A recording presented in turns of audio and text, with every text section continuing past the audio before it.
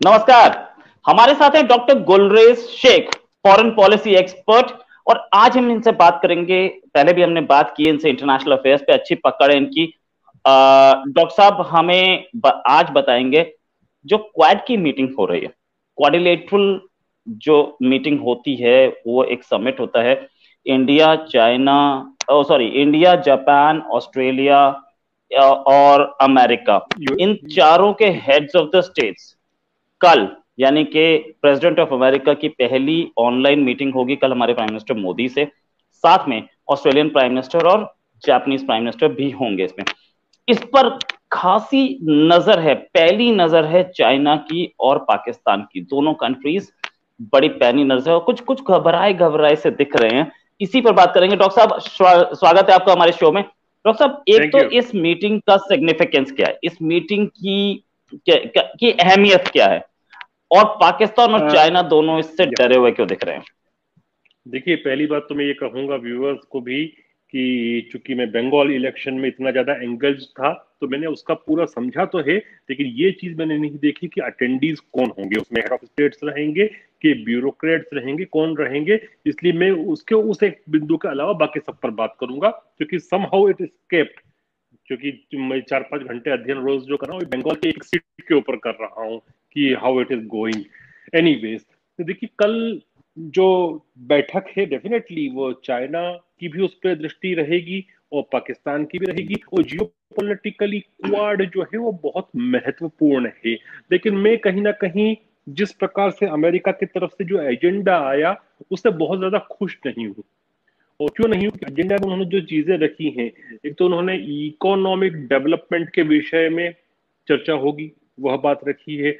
फिर दूसरा जो उन्होंने विषय रखा है, कोरोना महामारी के ऊपर बात रहेगी। उसमें डेफिनेटली ये भी होना है कि चूंकि हिंदुस्तान विश्व का सबसे बड़ा वैक्सीन का उत्पादक है, तो वह हिंदुस्तान की कैपेसिटी को और बूस्ट करने के लिए इकोनॉमिक निवेश क्वाड कंट्रीज का भारत में आएगा। ये एक अच्छी चीज है भारत के लिए, इससे रोजगार भी बढ़ते हैं और हमारी वैक्सीन मैत्री जो है उसकी सफलता भी दिखाता है। तो भारत के डिप्लोमेसी के लिए वे विनिंग सिचुएशन है। फिर उन्होंने तीसरी बात की क्लाइमेट चेंज के विषय पर। अब इसमें जो सबसे महत्वपूर्ण बिंदु है वह है स्ट्रेटेजिक विषय, कि सामरिक विषय, वह सामरिक विषय कहीं ना कहीं मिस हो रहा है। तो आप इसके पूर्व में देखें, जब तक माइक पोम्पियो थे और ट्रंप एडमिनिस्ट्रेशन था, तो दे वर वेरी ईगर कि इसको एशियन नेटो बना दिया जाए। वह तरंगे मुझे अभी के व्हाइट हाउस से और वॉशिंगटन से नहीं दिख रही है। तो मैं इतना ज्यादा उत्साहित नहीं हूं जितना पहले था। और देखते हैं क्या होता है। लेकिन हाँ, एक बात है कि हमारी वैक्सीन मैत्री की जो डिप्लोमेसी है वो एक सही दिशा में जा रही है, जो कि हिंदुस्तान में क्वाड कंट्रीज के माध्यम से जॉब्स जनरेट करेगी और वैक्सीन की कैपेसिटी बढ़ेगी, ताकि हमारी डिप्लोमेसी वो बढ़ेगी। कोविड एकदम गया नहीं है, अभी जाने में भी समय लगेगा, तो भारत को इंटरनेशनल मंच पर डेफिनेटली उठाएगा। लेकिन क्यों अमेरिका जो है वह चीन के विषय में इतनी बात नहीं कर रहा, ये बहुत सारी चीजें सोचने का विषय है। मैं आपको थोड़ा सा व्यूअर्स को भी बताऊं कि 2007 में क्वाड का जन्म हुआ था, और ऑस्ट्रेलिया की वजह से क्वाड जो था ठंडे बस्ते में चला गया था। और आपको याद होगा कि उस समय केल्विन रड हुआ करते थे, जो लेबर पार्टी के थे, ऑस्ट्रेलिया के प्राइम मिनिस्टर। बहुत कम लोगों को मालूम है, जो लोग विदेश की नीति को देखते रहते हैं वे जानते हैं कि वो कितने ज्यादा कॉम्प्रोमाइज थे चीन के साथ। मतलब इतने कॉम्प्रोमाइज थे कि उनके जो दामाद थे, जो उनके जमाई राजा थे, वो चाइनीज थे। तो कहीं ना कहीं बहुत सारी ऐसी चीजें होती हैं जो कॉम्प्रोमाइज वाली बात होती हैं। उसके बाद जब वे चले गए, जब वर्तमान की स्थिति आई, तो अब हमको एग्रेसिव ऑस्ट्रेलिया दिख रहा है। तो अमेरिका ऐसा क्यों कर रहा है, मुझे थोड़ा और समय लगेगा इसको, चीजों को समझने में, क्योंकि वॉशिंगटन की तरफ से पॉलिसीज क्या आती हैं ये पता चलेगा। लेकिन एक बात तो स्पष्ट है कि मुझे दिख रहा है कि वॉशिंगटन जो है ना कहीं जो बराक ओबामा के समय की जो पॉलिसी थी, जिसको कहते थे कि driving from the back seat, मतलब वो आगे की सीट पर नहीं बैठेंगे, पीछे बैठेंगे इंटरनेशनल मसलों पर, वह दिख रहा है। लेकिन इसमें एक अच्छी चीज जो मुझे दिख रही है कि जापान जो है वो फ्रंट फुट पे आके खेल रहा है। और जापान का फ्रंट फुट पे आकर खेलना चाइना के खिलाफ, एक विद यूएसए और विदाउट यूएसए, जो एक सामरिक शक्ति है साउथ चाइना सी और इंडो पैसिफिक की, इंडिया, जापान और ऑस्ट्रेलिया, ये अपने आप में बहुत बड़ी शक्ति बन जाती है ट्रेड एंड इन्वेस्टमेंट के दृष्टिकोण से भी और साथ ही साथ सामरिक विषयों पर भी। तीसरा इन्होंने जो क्लाइमेट का रखा है, क्लाइमेट चेंज को बात होना चाहिए, बहुत जरूरी है, और विशेषकर हमने महामारियों को देखा, सब कुछ देखा है तो जरूरी है। लेकिन मुझे लगता है कि क्लाइमेट चेंज की वजह से कहीं भारत के ऊपर ज्यादा प्रेशर नहीं डालें ये लोग, क्योंकि उसका कारण जो मुझे लगता है कि हमारे कार्बन इमिशंस, हम अभी डेवलपिंग स्टेज पर हैं। इन लोगों ने, वेस्टर्न मुल्कों ने तो पूरा अपने आप को डेवलप कर लिया, सारे कार्बन एमिट किए, और अब बात जो कर रहे हैं हम, डेफिनेटली हम 2045-50 तक कार्बन न्यूट्रल कंट्री बन जाएंगे। लेकिन इन चारों कंट्रीज में देखें तो भारत के ऊपर ज्यादा प्रेशर आना नहीं चाहिए। अगर भारत जो है उसको फॉरगो करेगा, लेकिन भारत झुकता नहीं है, भारत को जो करना होता है वो करता है। लेकिन मैं थोड़ा सा जो बाइडेन की अप्रोच से इतना खुश नहीं हूं जितना डोनाल्ड ट्रंप की था। राइट डॉक्टर साहब, इससे क्वाड से पाकिस्तान खासा घबराया हुआ दिख रहा है। मैं फिर से एक बार पूछना चाहूंगा आपसे कि पाकिस्तान को क्या दिक्कत है क्वाड से, और चाइना को क्या दिक्कत है? ये दोनों सबके सब हैं, इनको डर किस चीज का है? देखिए, आप पाकिस्तान की बात मत करें, क्योंकि अगर चाइना को दिक्कत है तो पाकिस्तान को दिक्कत है, पाकिस्तान को दिक्कत है तो चाइना को होगी, जरूरी नहीं है, लेकिन चाइना को है तो पाकिस्तान को होगी। वो तो एक पेट में से दो मुंह निकल रहे हैं एक साथ, आप इसको उस दृष्टिकोण से देखें।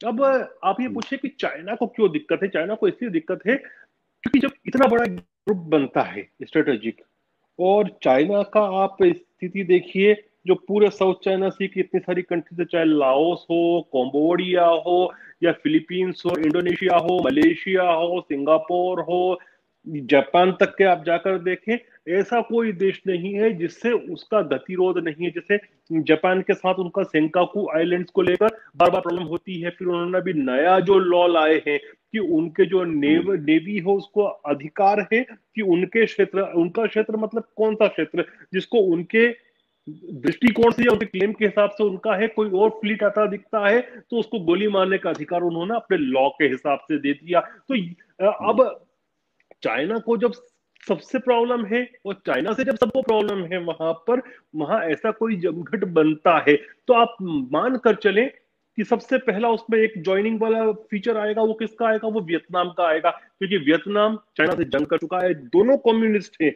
लेकिन वियतनाम की और चाइना की 136 है।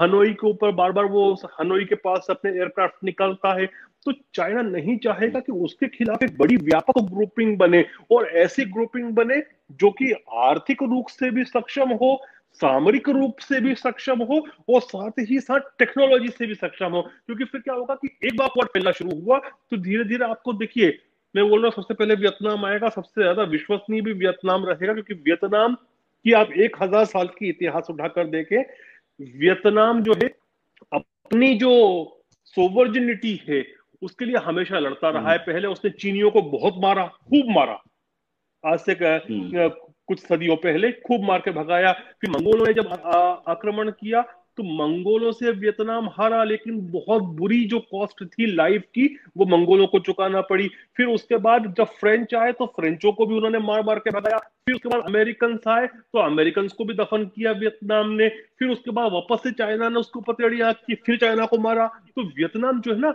अपनी सोवर्जिनिटी पे कभी नहीं आने देता है कुछ भी। तो सबसे पहले वियतनाम ज्वाइन करेगा, फिर उसके बाद साउथ कोरिया, क्योंकि वो नॉर्थ कोरिया जो कि चीन का पिट्ठू है उससे परेशान है। फिर मलेशिया, देखिए मलेशिया की बहुत बड़ी प्रॉब्लम है, जो उसकी सी बाउंड्रीज है, जो स्पेशल इकोनॉमिक जोन होता है 200 माइल्स तक का किसी की भी सी बॉर्डर में, लैंड से लेकर सी बॉर्डर में, उसमें जितने भी खनिज संसाधन, पेट्रोल है, उसकी ड्रिलिंग नहीं करने देता चीन, उस पर भी क्लेम करता है। तो इन सब कंट्रीज को, जापान से आज नहीं तो कल सेंकाकू पर विवाद होना ही होना है। ताइवान आखिरी में ज्वाइन करेगा क्योंकि ताइवान बहुत डरता है। तो आप ये देखिए ना कि चाइना को तो परेशान होना निश्चित है, लेकिन मुझे ये लग रहा है कि कहीं ना कहीं जो अमेरिका की बहुत सारी बेवकूफियां हो रही है ना, उसकी वजह से, जैसे आप देखिए कि रशिया के ऊपर उन्होंने भी और सैंक्शंस लगा दिए। जब रशिया पर आप और सैंक्शन लगाते हो तो रशिया को आप चीन की गोद में बैठने पर विवश करते हो। आप ऐसी स्थिति में क्यों ला रहे हो कि चाइना रशिया का एक डिफेंस पैक्ट बन जाए, डिफेंस एग्रीमेंट बन जाए, दोनों एक होकर बैठ जाए, वो किसी के लिए अच्छा नहीं है, अमेरिका के लिए अच्छा नहीं है। तो कुछ जो चीजें यूनाइटेड स्टेट्स कर रहा है वो आत्मघाती खुद अमेरिकन सिस्टम के लिए भी है। देखते हैं क्या होता है। लेकिन मुझे लगता है कि कल की बैठक में बातें बहुत सारी होंगी। वैक्सीन के ऊपर डेफिनेटली बात होगी, भारत में इन्वेस्टमेंट आएगा, लेकिन मुझे थोड़ी अपेक्षा कम है कि सामरिक चीजों पर कुछ बात होगी। ये तो हमको 3-4 साल जब तक कि ये सरकार है जो बाइडेन की, तब तक सरकार परिवर्तित होगी, क्योंकि ये सरकार ओबामा वाली सरकार की तरह ही एक रेप्लिका रहेगी, जो मिडिल ईस्ट में भी वही करेगी जो ओबामा कर रहे थे, दूसरी जगह भी वही करेगी जो ओबामा करते आए थे। तो जब तक के वेट करते हैं कोई फर्क नहीं पड़ना है। लेकिन महत्वपूर्ण यह है कि दूसरे पार्टनर्स बड़े एक्टिव है, जापान बहुत एक्टिव है, ऑस्ट्रेलिया बहुत एक्टिव है, ये खुशी का विषय है। और इंडिया में इन्वेस्टमेंट आएगा, इसलिए मैं कहता हूं कि कुछ नहीं तो अच्छा है, कुछ हो रहा है अच्छा है। राइट अच्छा, चाइना जो है वो चाइना पाकिस्तान एक्सेस बना के, और वो चाहता है कि इंडिया से टू फ्रंट वॉर। अभी भी ये बातचीत चल रही थी जब चाइना ने डिप्लॉयमेंट की थी इंडिया के बॉर्डर पे, तब भी ये बातचीत चल रही थी। और पाकिस्तानियों ने खुद मुझसे बोला कि अगर आप चाइना का तेल रोक सकते हैं तो क्या हम खाली बैठे होंगे, हम यहां से तेल नहीं दे देंगे, सीपीईसी किस लिए बन रहा है।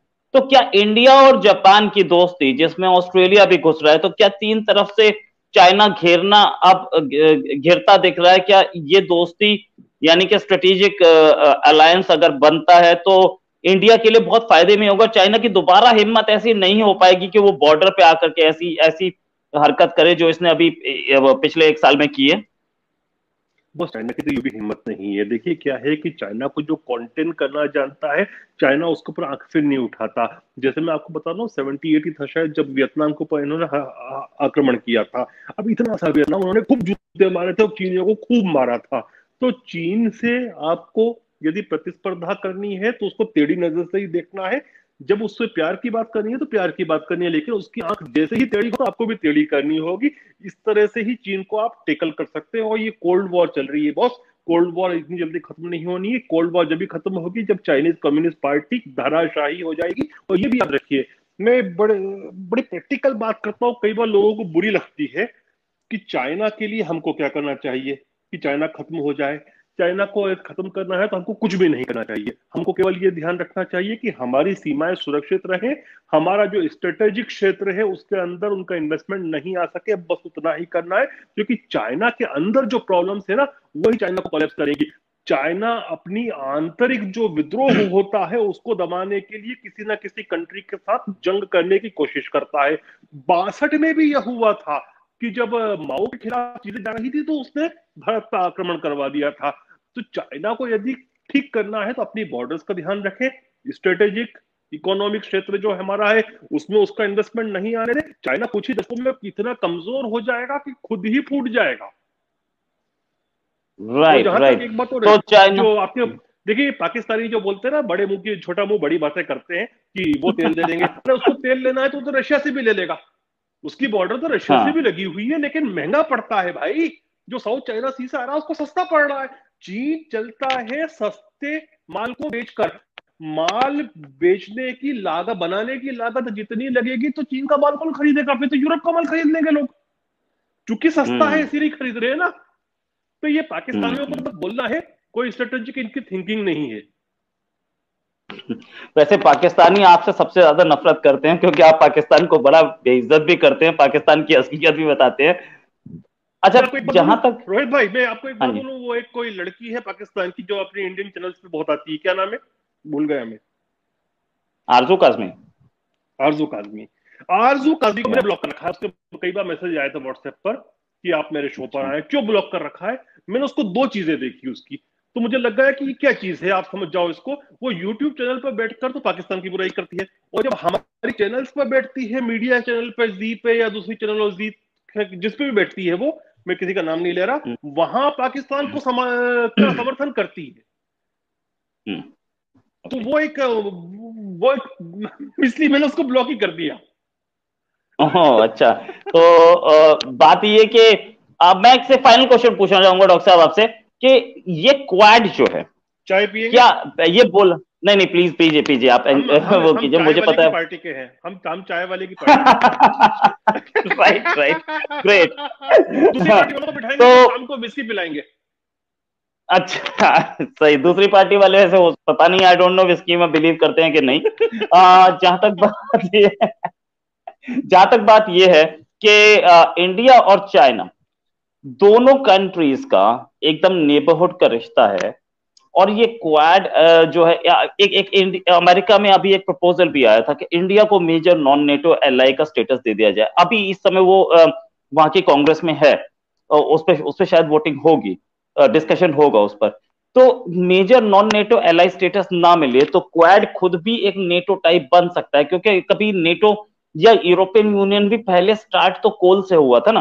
तो धीरे धीरे करके वो डेवलपमेंट हुआ, तो धीरे धीरे करके फ्री ट्रेड एरिया बन गया, धीरे धीरे करके ट्रैवल फ्री हो गया दोनों कंट्रीज में। तो ऐसा डेवलपमेंट जो हमें दिख रहा है, क्या ये बहुत बहुत पॉजिटिव स्टेप नहीं है? और साथ में ये और दूसरे एरियाज में जा सकता है, क्योंकि हमारे पास एक कॉमन एनिमी तो साफ दिख रहा है। रोहित भाई, यूरोप में, पश्चिमी यूरोप में स्टील एंड कोल कम्युनिटी के नाम पे उन्होंने स्टार्टिंग करी थी, ये बात सच है। लेकिन यदि अभी ट्रंप प्रशासन होता तो मुझे लगता था कि डिफेंस पैक्ट, जो वॉशिंगटन पैक्ट का आर्टिकल 5 का हिस्सा होता है, जैसे नाटो में है, तो नेटो का जो आर्टिकल 5 है उस प्रकार का आर्टिकल हम भी क्वाड में हो जाते। लेकिन मुझे जो बाइडन की सरकार से उतनी ज्यादा कुछ विजन नहीं दिख रहा कि वो इनके शासनकाल में क्वाड जो है डिफेंस अलायंस की एक पे आक्रमण मतलब सब पे आक्रमण होगा, नंबर वन। और नंबर टू, यदि मैं तो दूसरी चीज कहता हूं कि यदि होता भी तो शायद इंडिया को उससे दूर रहना बेहतर है। वो क्यों बोल रहा हूं मैं आपको, हमको अमेरिकन ट्रुप्स की जरूरत नहीं है। हमारी आर्मी इतनी बड़ी और इतनी सक्षम है कि कोई भी अटैक करता है तो हमको ज्यादा से ज्यादा आवश्यकता पड़ेगी तो कटिंग एज टेक्नोलॉजी की पड़ेगी। We are not a country which requires American boots on our ground. हमको जरूरत भी नहीं है, हम आने भी नहीं देंगे। लेकिन उसका नुकसान क्या है हमको, कि अमेरिका की तो बहुत सालों से लड़ाई होती रहती है, वॉर होती रहती है। एग्जाम्पल दे रहा हूं कि हमारे ईरान से अच्छे संबंध है, कल से ईरान पर अटैक किया और ईरान ने कहीं पे या किसी अमेरिकन पर अटैक किया, उन्होंने बोला कि ये हम इसको अपने देश पर एक वॉर एक्ट मानते हैं, तो फिर पूरे के पूरे के ऊपर हो जाएगा वो एक्ट। तो फिर वो हो सकता है कि वो जो आर्टिकल 5 या जिसके जैसा जो भी आर्टिकल बनाए म्यूचुअल डिफेंस पैक्ट का, उसको एक्टिवेट करना चाहे तो आपको अपने सोल्जर्स उस कंट्री में भेजने होंगे। मैं एग्जांपल दूं कि जैसे अफगानिस्तान, अफगानिस्तान में नेटो के सभी मेंबर्स को भेजना पड़े अपने लोगों को, वो फिजूल में बड़ी बात है जिस जगह पर उनको उनको कोई इकोनॉमिक लाभ भी नहीं मिल रहा था। तो भारत को ऐसी जरूरत नहीं है नेटो की, नेटो जैसी। देखिए, यूरोप के कंट्रीज छोटे छोटे कंट्रीज हैं, अगर रशिया उन पे इन्वेड करता उस समय तो एक एक दिन के कंट्रीज नहीं थे। आप देखिए कि फ्रांस एक दिन के अंदर पूरा का फ्रांस को रोंद दिया था जर्मनी ने। ऐसे ही एक दिन के अंदर डेनमार्क चला गया था, नॉर्वे तक के, ये सब कंट्रीज एक एक दिन के थे। पोलैंड ने थोड़ा रेजिस्ट किया था, कुछ दिन में पोलैंड गिर गया था। तो उन लोगों को अमेरिकन ट्रूप्स की जरूरत पड़ती है। इसीलिए जर्मनी में आज भी अमेरिकन ट्रूप्स स्टेशन है, जिसको ट्रंप बोलते थे हटा नहीं, क्योंकि जर्मनी पैसा नहीं देता है, नेटो में कंट्रीब्यूट नहीं करता है। लेकिन अब बाइडेन कह रहे हैं, क्योंकि पुरानी सोच के आदमी है वे, कि नहीं हटाएंगे। तो भारत को इस प्रकार के डिफेंस पैक्ट की जरूरत भी नहीं है। और दूसरी बात, मैं एक बार वो कहता हूं कि डिफेंस पैक्ट में भी क्या होता है। देखिए ओबामा ने क्या किया था, थोड़ा क्योंकि हम, टाइम है आपके पास अभी? बिल्कुल बिल्कुल, कोई टेंशन नहीं, आप बोलते रहिए, बहुत अच्छा बोल रहे हैं आप। देखिए, जब जापान के साथ चाइना का द्वंद्व तो लंबा चल रहा है, जब सेंकाकू आइलैंड्स के ऊपर विषय चल रहा था, तो अमेरिका ने क्या कहा था कि जब जापान पे हमला होगा तो हम उस पर, क्योंकि डिफेंस पैक्ट है, अपने पे हमला मानेंगे और हमारी सेनाएं भेजेंगे। लेकिन सेंकाकू आइलैंड जो है वह एक कंट्रोवर्शियल टेरिटरी है, इसलिए हम उस पे हमले को, अपने पे या जापान पे हमला नहीं मानेंगे, ये ओबामा ने कहा था।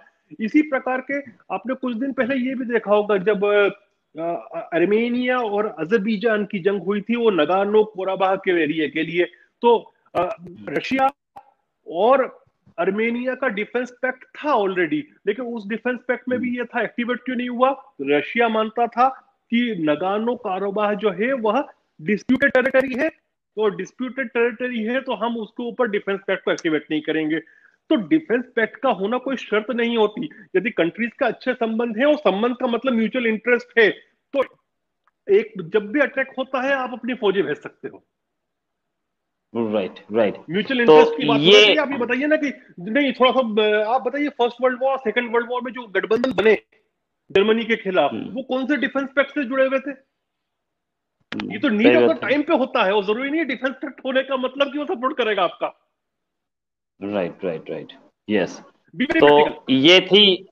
ये थी डिटेल जानकारी, क्योंकि कल आने वाला है वो क्वाड की मीटिंग, जिसपे Indian prime virtual minister meeting है और कल American party. President, virtual meeting है, इसमें इंडियन प्राइम मिनिस्टर होंगे, अमेरिकन प्रेसिडेंट होंगे, जापान के प्राइम मिनिस्टर नहीं, होंगे वो और मैंने नहीं देखा ऑस्ट्रेलिया का अभी प्राइम कौन मिनिस्टर होगा, होंगे। मैंने वो नहीं देखा अभी कौन मैं होगा। मैं लेकिन मैं आपको बता रहा हूँ, यू कंफर्म ओके।